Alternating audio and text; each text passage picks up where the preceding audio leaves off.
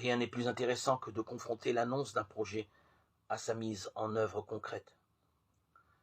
Dans l'évangile de Marc, c'est au verset 14 que se trouve la césure. Après que Jean a été livré, Jésus vient dans la Galilée. Il clame l'évangile de Dieu. Marc 1, 14.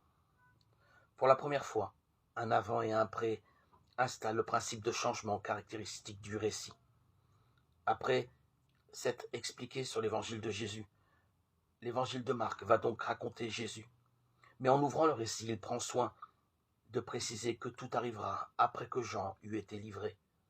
Le retrait de Jean-Baptiste est en effet nécessaire au récit.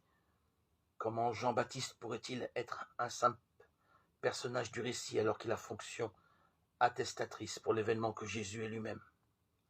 Jean-Baptiste disparaît de l'espace narratif parce que ce sont les événements du récit qui donneront maintenant consistance à l'événement que les chrétiens célèbrent en Jésus. Pour la première fois, Jésus est sujet d'une action. Il clame l'évangile de Dieu.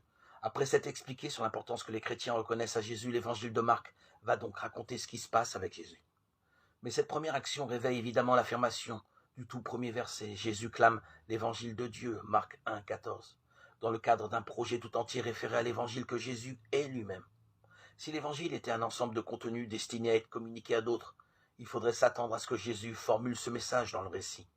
Mais si tout repose sur l'évangile de Jésus, alors le récit devra conduire à l'événement que Jésus est lui-même quand il clame